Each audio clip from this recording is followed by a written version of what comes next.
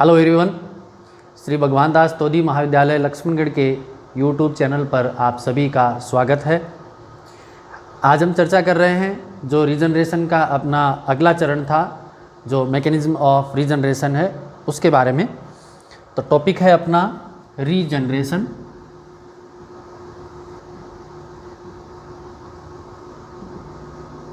जिसके बारे में हमने पढ़ा था किसी भी लॉस्ट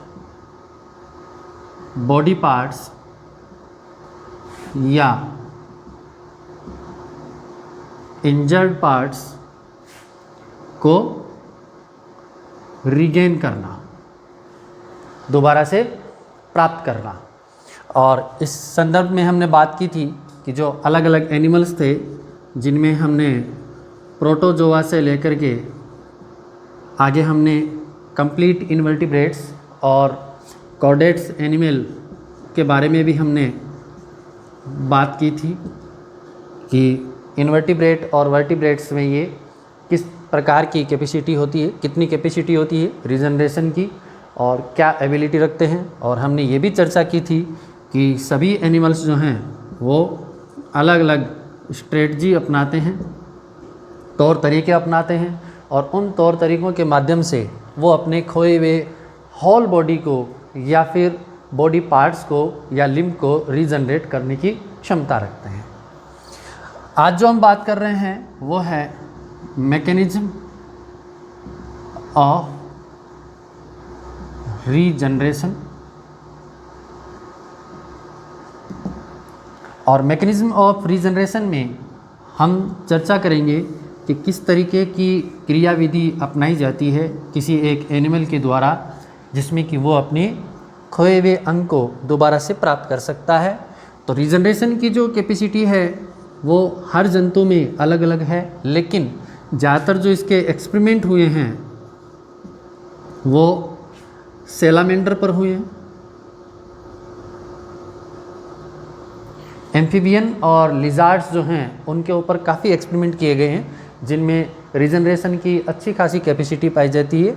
बाकी तो सभी जानते हैं कि पॉरीफेरा के जो जंतु हैं वो बहुत ही अच्छी एबिलिटी रखते हैं रिकॉन्स्टिट्यूशन की और रीएग्रीगेशन की, लेकिन किसी कट पार्ट को या इंजर्ड पार्ट को दोबारा से निर्मित करने की जो क्षमता है और लेबोरेटरी में जो एक्सपेरिमेंट किए गए हैं वो अधिकतर लिजार्ड्स और इन सैलामेंडर पर काफ़ी काम किए गए हैं। हम ये इस आज की वीडियो में हम ये जानने की कोशिश करेंगे कि सैलामेंडर में ऐसी क्या खास बात है कि वो अपने खोए हुए बॉडी पार्ट को प्राप्त कर सकता है। तो इसके लिए जो स्टडी की गई उस स्टडी में इन्होंने ये पाया कि नर्वस सिस्टम जो है किसी भी एनिमल का वो इम्पोर्टेंट रोल प्ले करता है। किसके कारण, किसके लिए? मैकेनिज्म जो है रीजनरेशन की उसको प्रदर्शित करने के लिए नर्वस सिस्टम का इम्पोर्टेंट रोल होता है। और उसका कारण क्या है? क्योंकि यहाँ पर स्रावित होने वाला जो न्यूरोसीक्रेशन है उस न्यूरोसीक्रेशन के कारण ही जो रीजनरेशन की कैपेसिटी है या एबिलिटी है वो प्रदर्शित होती है। अगर किसी पार्ट से हम इस नर्व को हटा दें या डैमेज कर दें तो उस जंतु के अंदर रीजनरेशन की कैपेसिटी हम नहीं देख पाएंगे। तो सैलामेंडर के अंदर जो रीजनरेशन की कैपेसिटी है वो किस तरीके से संपन्न होती है उसकी जो स्टडी की गई उसमें ये पाया गया कि अलग अलग फेज प्रदर्शित होती हैं, अलग अलग प्रावस्थाएं प्रदर्शित होती हैं और ये प्रावस्थाएं प्रदर्शित करती हैं कि किस तरीके से एक जंतु जो है अलग अलग स्टेजेज या अलग अलग प्रावस्थाओं के आधार पर एक कंप्लीट अपने लिम्ब को रीजनरेट कर सकता है। इसके अंदर जो है अपने लिम्ब को रीजनरेट करने की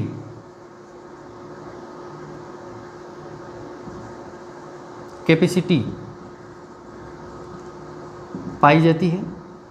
और इसके लिए जो अलग अलग चरण है उन चरणों में हम बात करते हैं। पहला चरण है या पहली अवस्था है फेज ऑफ वाउंड हीलिंग, या फिर इसको कहते हैं प्री ब्लास्टेमा स्टेज। पिछला जो वीडियो था उसमें हमने ये देखा था कि जो वर्टिब्रेट्स हैं, खासकर हम जिनमें कि केवल घाव को भरने तक की क्षमता पाई जाती है, तो शुरुआती जो चरण हैं, अगर मान लीजिए कोई भी पार्ट है उसको अगर एम्पुटेड कर दिया जाए, काट दिया जाए, अलग कर दिया जाए, तो इस पार्ट में सबसे पहले क्या होगा, वाउंड हीलिंग का प्रोसेस यहाँ पर पाया जाएगा। घाव को भरने की जो क्षमता है वो सबसे पहले यहाँ पर देखने को मिलेगी। मैं इसी के साथ एक छोटा सा डायग्राम भी बना लेता हूँ, जिसमें हम देखने की कोशिश करेंगे कि भी मसल्स वाला पार्ट है, टेंडन्स जो हैं, कार्टिलेज जो टिश्यू हैं, वो किस तरीके से रीजनरेट होते हैं।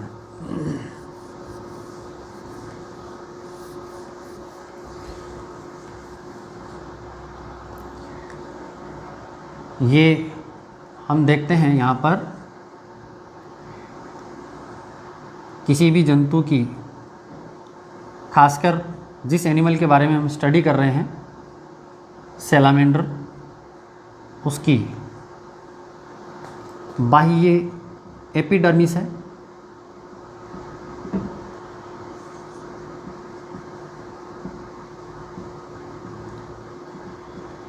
इसके नीचे की तरफ कनेक्टिव टिश्यू से आस्तरित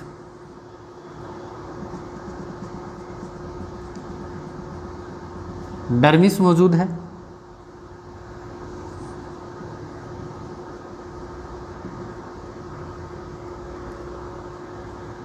नीचे की तरफ हम देखते हैं एक मोटी लेयर यहां पर मौजूद है,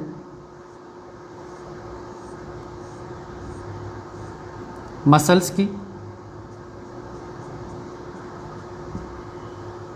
ये यहाँ पर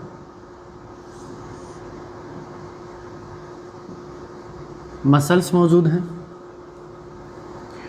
और बीच में टेंडन्स की हेल्प से जुड़ी हुई बोन्स मौजूद हैं।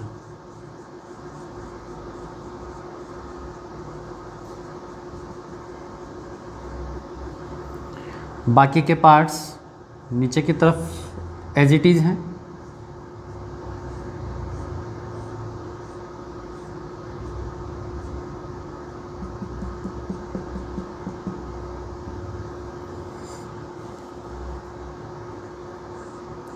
मसल्स के साथ ही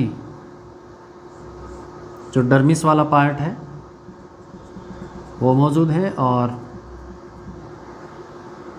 यहाँ पर हम देखेंगे कि कनेक्टिव टिश्यू की एक लेयर मौजूद होती है।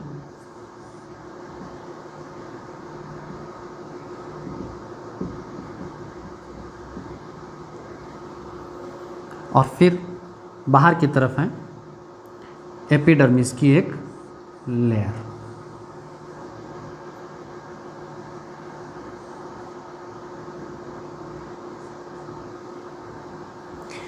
ये हम बात कर रहे हैं किसी एक जंतु का, खासकर जो सैलामेंडर है उसके लिम्ब का पार्ट है और किसी समय ये लिम्ब अपनी इस पोजीशन में हुआ करता था।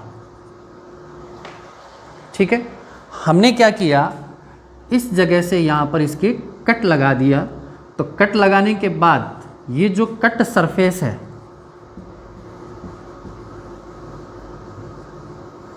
इस कट सरफेस को हम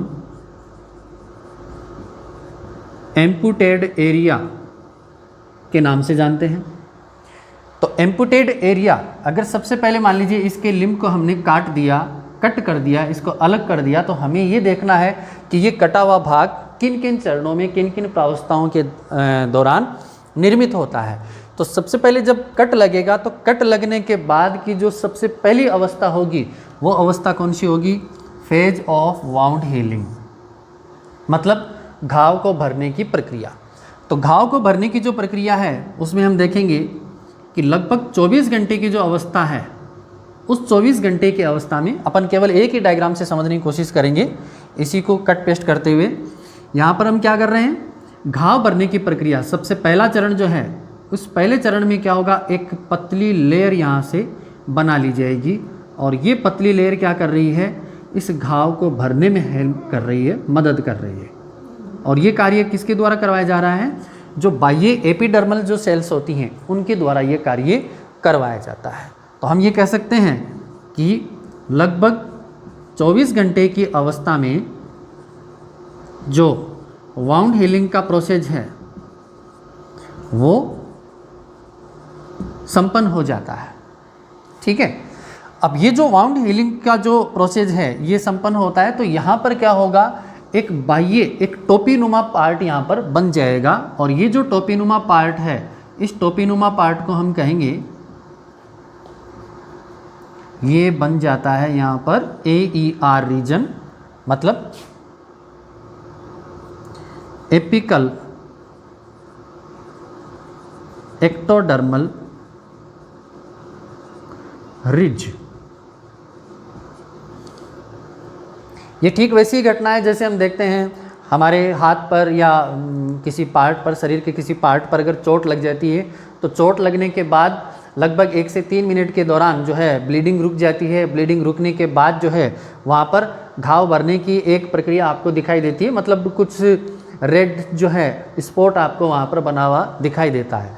तो इसका मतलब आप थोड़ी देर बाद देखेंगे या फिर आप 24 घंटे के बाद देखेंगे तो उसके ऊपर एक पतली लेयर आ जाती है, और उस पतली लेयर को जैसे ही आप 2 या 3 दिन बाद हटाएंगे तो उस जगह पर जहाँ अगर मान लीजिए आपके ये कट लगा है तो कट वाली सरफेस जो है वो आपको अपनी स्किन से अलग रंग की दिखाई देगी, एकदम वाइटिश आपको दिखाई देगी।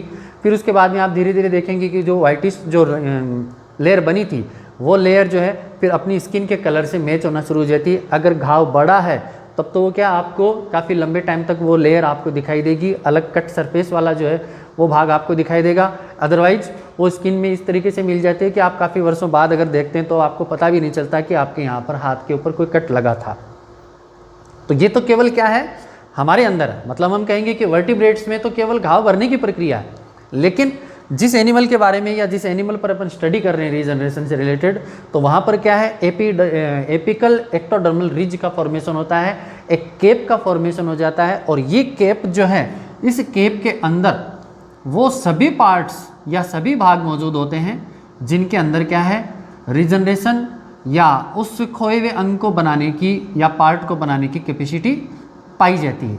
एक तरीके से हम ये कहेंगे कि यहाँ पर मान लीजिए कोई हमला हुआ है और हमला होने के बाद epidermal cell, muscle, connective tissue, dermis, इन सब में ये भागदौड़ मच जाती है कि जो अपना खोया हुआ पार्ट है उसको हम दोबारा से नए सिरे से निर्मित करें। यहाँ पर इस तरीके की हलचल जो है वो शुरू हो जाती है। और वो कब शुरू हो जाती है, जब इस एपिकल एक्टोडर्मल रिज का फॉर्मेशन होता है या टोपीनुमा एक घाव को भरने की जो प्रक्रिया है उसमें ये चरण संपन्न होता है। अब इसको हम क्या कर रहे हैं, वाउंड हीलिंग का जो प्रोसेस है उसको दूसरा नाम हम दे रहे हैं प्री ब्लास्टेमा स्टेज। मतलब हमने ये भी पढ़ा था कि जो जंतु होल बॉडी को रिगेन नहीं कर सकते हैं, केवल कटे हुए या टूटे हुए अंग को ही वो दोबारा प्राप्त कर सकते हैं, तो उन जंतुओं में ब्लास्टेमा का फॉर्मेशन होता है। और ब्लास्टेमा एक क्या है, एक ऐसी संरचना है, मुकुल जैसी संरचना है। ये जिस तरीके से वेजिटेटिव जो रिप्रोडक्शन होता है, हम देखते हैं जो कायिक जनन की जो प्रक्रिया होती है पौधों के अंदर, उस तरीके की संरचना का यहाँ पर निर्माण हो रहा है। और उस वेजिटेटिव रिप्रोडक्शन से रिलेटेड जो संरचना है, जो उसमें कंप्लीट उस बॉडी पार्ट को या उस अंग को बनाने की जो क्षमता है, वैसी ही क्षमता यहाँ पर क्या है, ब्लास्टेमा स्टेज के अंदर हम देख सकते हैं। तो पहली प्रावस्था जो है जिसमें केवल घाव भरा जा रहा है और एपिकल एक्टोडर्मल रिज का फॉर्मेशन हो रहा है, तो यही अवस्था क्या कहला रही है यहाँ पर, प्री ब्लास्टेमा स्टेज के नाम से जानी जा रही है। दूसरी जो अवस्था है इसके अंदर, आगे की जो अवस्था है उसको कहेंगे हम फेज ऑफ ब्लास्टेमा या ब्लास्टेमा स्टेज कहेंगे हम। ब्लास्टेमा जो है इसके अंदर क्या है कि एक तो अपना नर्व्स और दूसरा जो है अपनी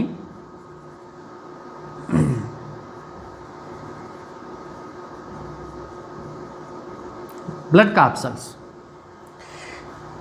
इन दोनों को छोड़ करके बाकी जितने भी पार्ट हैं उसमें शामिल हैं आपके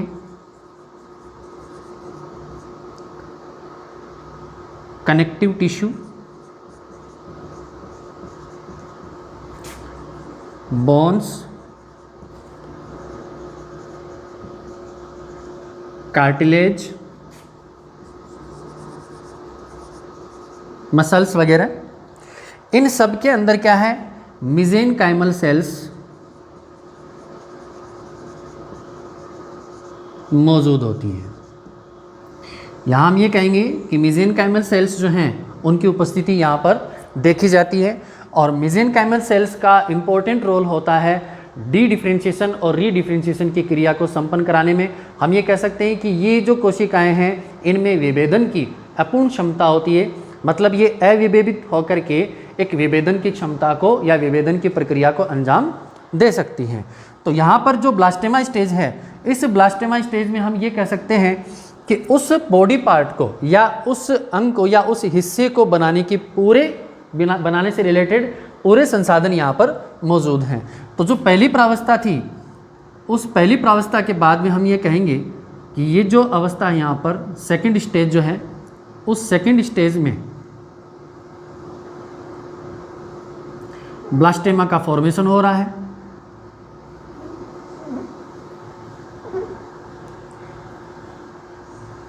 यहाँ पर तो पहली अवस्था थी और ये जो दूसरी अवस्था है, उस दूसरी अवस्था में हम ये कह सकते हैं कि इस कंप्लीट टोपी नुमा भाग में सारे संसाधन मौजूद हैं, जो कि बोन सेल कट हुई यहाँ से, इसका मतलब वो बोन सेल को दोबारा से रीजनरेट करने की क्षमता रखते हैं।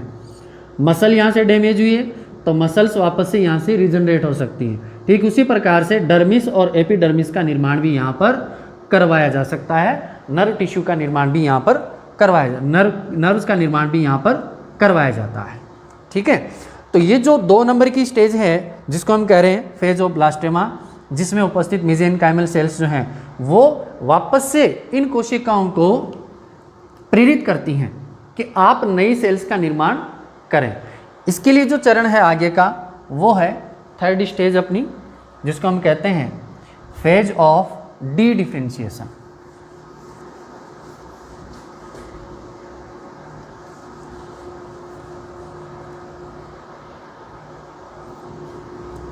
थर्ड फेज है इसमें, फेज ऑफ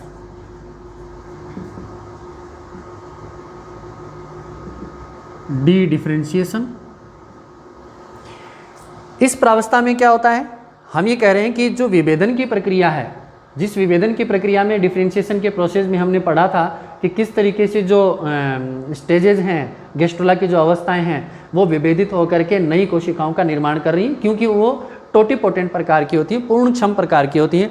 तो डी डिफ्रेंशिएशन की प्रक्रिया में क्या होगा, जो ब्लास्टेमा है, उस ब्लास्टेमा के अंदर जो मौजूद पार्ट हैं वो क्या करेंगे, इन सभी पार्ट्स को जो कि यहाँ से डैमेज हो चुके हैं उनको प्रेरित करने का काम करेंगे। हम ये कह सकते हैं कि डी डिफ्रेंशिएशन के प्रोसेस में जो मेसेनकाइमल सेल्स होती हैं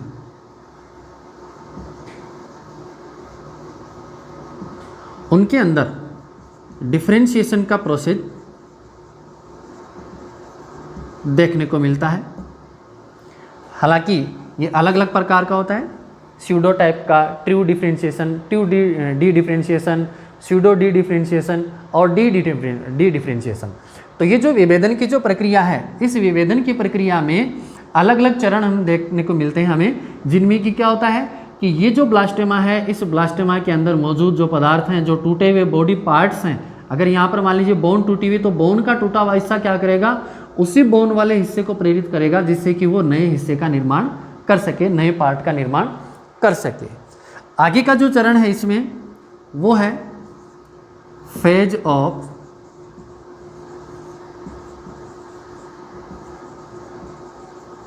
रीडिफ्रेंशिएशन। अब ये जो फेज ऑफ रीडिफ्रेंशिएशन है, इस फेज ऑफ रीडिफ्रेंशिएशन में क्या होता है कि जो चरण है यहाँ पर बने हैं, जो प्रावस्थाएं बनी हैं, वो वापस से जो डी डिफ्रेंशिएटेड हो चुकी हैं सेल्स, वो क्या करेंगी, फिर नए सिरे से उत्तकों का निर्माण करना शुरू कर देंगी, कटे हुए पार्ट का निर्माण करना शुरू कर देंगे। आप देख लें, इसमें यहाँ लिख देता हूँ मैं, ये तो क्या है, डी डिफ्रेंशिएशन को प्रदर्शित कर रहा है, और इस तरीके से जो मैंने मार्किंग की है वो री डिफ्रेंशिएशन को प्रदर्शित कर रही है।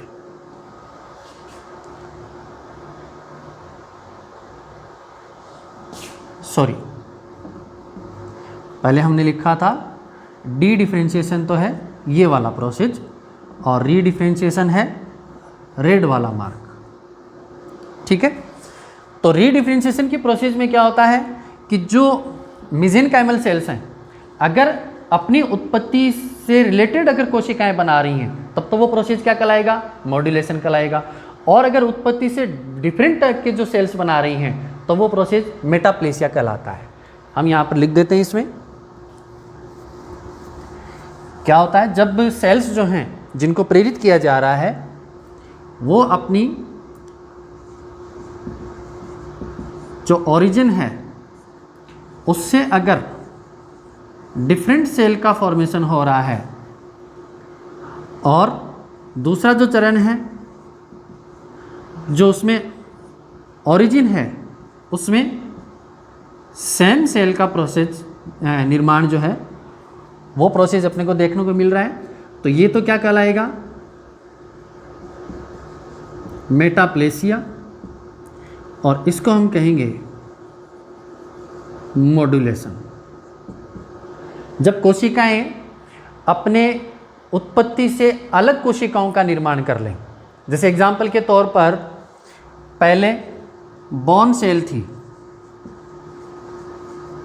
उसने अब क्या किया, डिफरेंट रूप में कार्टिलेज सेल का निर्माण करना शुरू कर दिया, तो ये प्रोसेस क्या कहलाएगा, मेटाप्लेसिया कहलाएगा। और ये प्रोसेस कब देखने को मिलता है, रीडिफ्रेंशिएशन के प्रोसेस में देखने को मिलता है, उस अवस्था में देखने को मिलता है जबकि मान लीजिए बॉर्न सेल हैं वो अपनी उत्पत्ति की सेम कोशिकाओं का निर्माण करती हैं। अगर मान लीजिए बॉर्न सेल ही भी निर्मित करती हैं, पहले जैसे टूटी हुई बॉर्न सेल थी वो दोबारा से जब निर्मित हो रही है तो बॉर्न सेल ही बनाएंगी, तो ये प्रोसेस क्या कहलाएगा, मॉड्यूलेशन कहलाएगा। तो ये जो प्रक्रिया है जिसमें क्या हुआ, रीडिफ्रेंशिएशन में कि नए सिरे से कोशिक उत्तकों का निर्माण जो है, टूटे हुए अंगों का निर्माण जो है वो शुरू हो चुका है।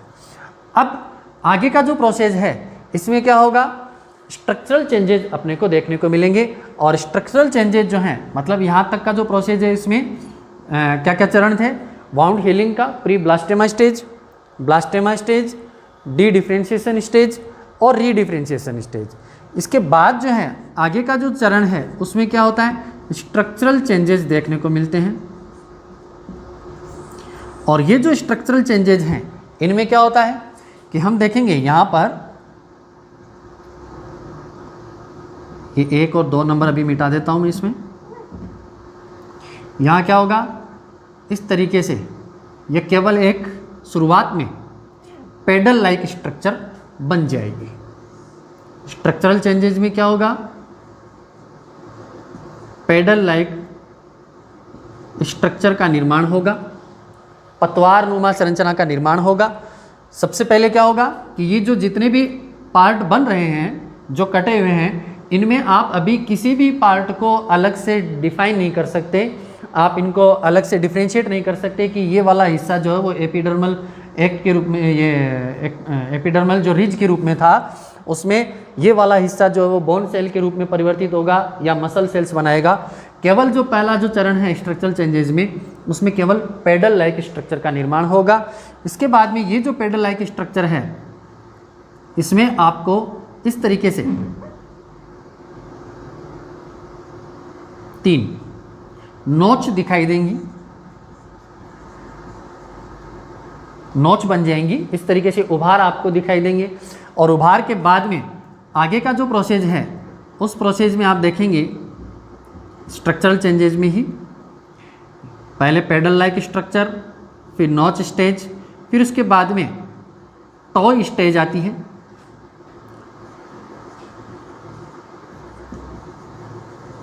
टॉय स्टेज में क्या है, अलग जो लिम्ब के जो पार्ट थे आगे के अंगुलीनुमा जो उभार थे वो अपने को दिखना शुरू हो जाते हैं। अब ये जो टॉय स्टेज है इसमें first toy stage, second toy stage, fourth जो टॉय स्टेज है, इस तरीके से कंप्लीट जो लिम्ब का फॉर्मेशन यहाँ पर हो जाता है।